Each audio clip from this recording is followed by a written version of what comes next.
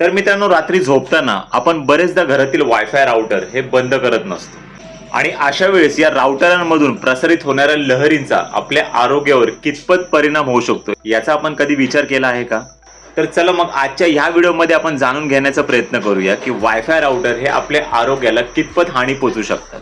पण या अगोदर आपल्याला इलेक्ट्रोमॅग्नेटिक स्पेक्ट्रम काय आहे हे आपल्याला जाणून घेणं महत्त्वाचं आहे. तर मित्रांनो, आपल्या पृथ्वीभोवती किंवा पृथ्वीच्या बाहेर इनर आणि आउटर स्पेस असते आणि या स्पेसमध्ये इलेक्ट्रोमॅग्नेटिक रेडिएशन हे फ्रिक्वेन्सीज, वेव्हलेंथ आणि एनर्जीच्या माध्यमातून एक जागेवरून दुसऱ्या जागेवर प्रवाहित होत असतात आणि याच प्रवाहाला आपण इलेक्ट्रोमॅग्नेटिक स्पेक्ट्रम असे म्हणतो.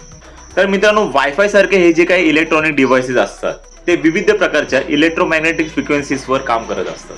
तर आता फ्रिक्वेन्सीज म्हणजे काय, तर वातावरणात प्रवाहित होणाऱ्या लहरी. तर या फ्रिक्वेन्सी जितक्या कमी असतील तितके रेडिएशनचं प्रमाण कमी असेल, म्हणजे नॉन आयोनायझिंग. आणि या फ्रिक्वेन्सी जितक्या जास्त असतील तितके रेडिएशनचं प्रमाण पण जास्त असेल, म्हणजे आयोनायझिंग. उदाहरणार्थ TV, radio, mobile towers, Bluetooth, infrared किंवा जीपीएस डिव्हाइसेस हे सर्व लो फ्रिक्वेन्सीजवर काम करणारे डिव्हाइसेस असतात जे नॉन आयोनायझिंग रेडिएशन रिलीज करतात. आणि या फ्रिक्वेन्सीचं प्रमाण हे किलो हर्ट्ज पासून ते टेरा हर्ट्ज पर्यंत असतं.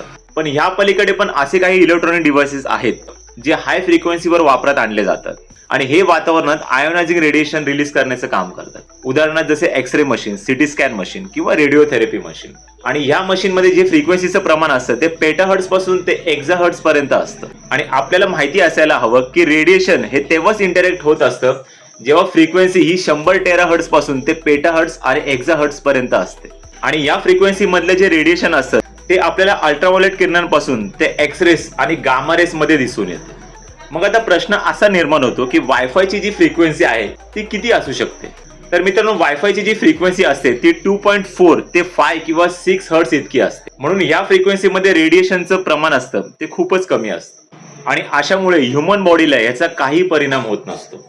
कारण ह्युमन बॉडी ही हायड्रोजन, ऑक्सिजन आणि कार्बन या ॲटम्स आणि मॉलिक्युल्सने बनलेली असते. आणि हे ॲटम आणि मॉलिक्युल्स कशाने बनलेले असतात, तर प्रोटॉन, न्यूट्रॉन आणि इलेक्ट्रॉन. आणि हे प्रोटॉन, न्यूट्रॉन आणि इलेक्ट्रॉन जेव्हा हाय रेडिएशनच्या फ्रिक्वेन्सीमध्ये येतात तेव्हा ॲटम आणि मॉलिक्युल्स मधलं जे इलेक्ट्रॉन असतात त्याला रिमूव्ह करतात आणि अशा पद्धतीने ह्युमन बॉडी मधले जे टिश्यूज आणि डीएनए असतात त्याला पूर्णपणे डॅमेज करतात. म्हणून तुम्ही पाहिले असेल हॉस्पिटलचे जे लॅबोरेटरीज असतात त्यांच्या बाहेर तुम्हाला हजार्डियस सायन्सचे बोर्ड ते दिसत असतात. तर WHO म्हणजे वर्ल्ड हेल्थ ऑर्गनायझेशन आणि IARC म्हणजे international agency for research centre.